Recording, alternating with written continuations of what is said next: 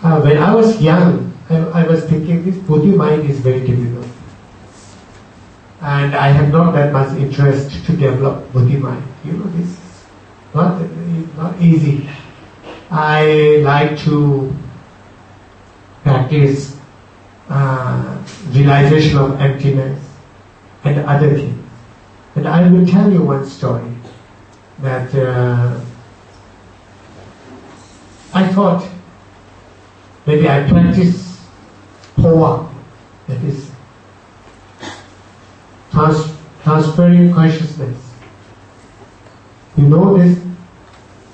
Okay, you know transferring consciousness.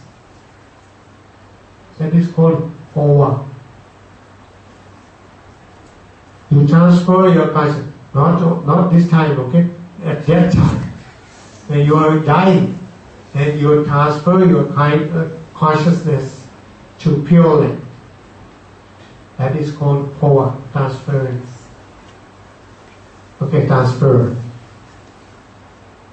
That is called Phowa in Tibetan. So,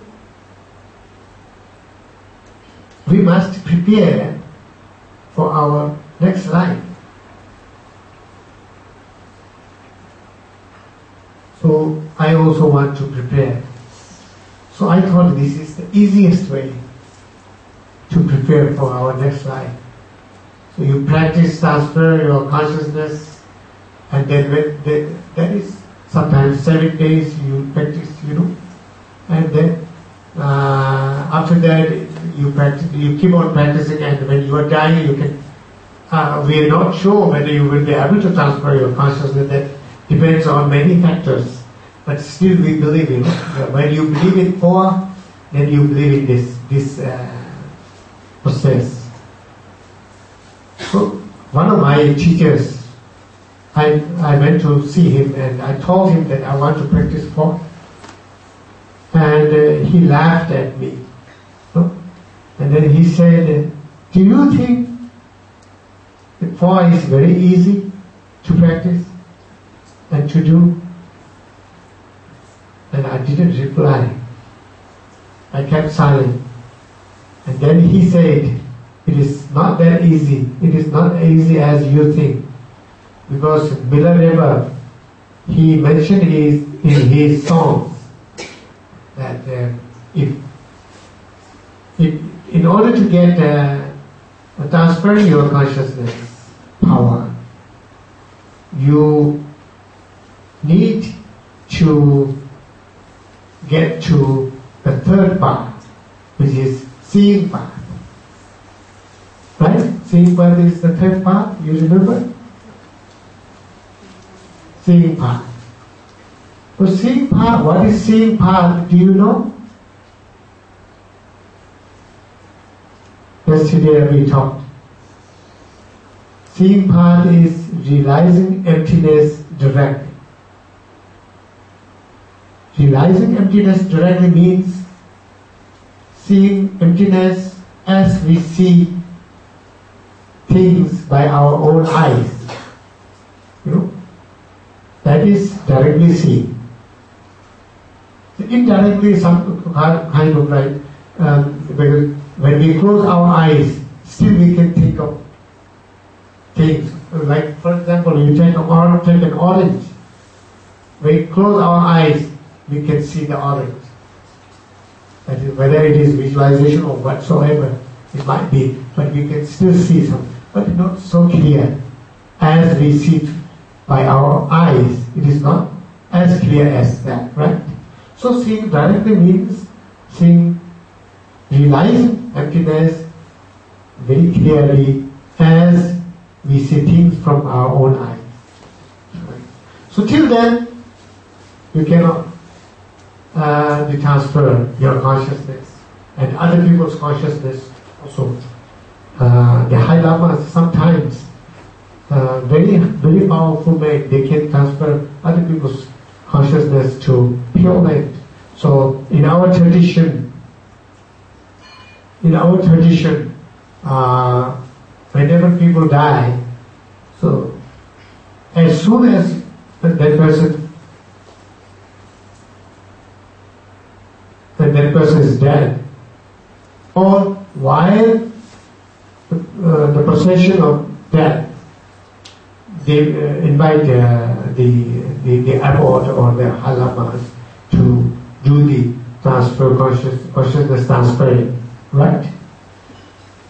So that is just a tradition, but it is not necessarily that it works every time. But sometimes very high lamas, very powerful gurus, they might have the power, otherwise not. So my teacher said that to me, and then I said, then if I don't do that, what I should do? And then he said, you must meditate on Bodhicitta.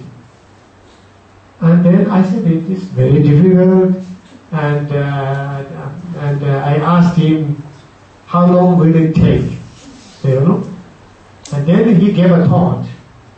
He gave a thought for a while, and he said, and then he told me, if you practice body mind, then within 12 years, you will be able to generate body mind. So he advised me to do so. So, and since then I have been doing some kind of practice, and now my admiration towards body mind is much more deeper, and my feeling of compassion is also much more deeper because of the blessings of my teachers and so forth.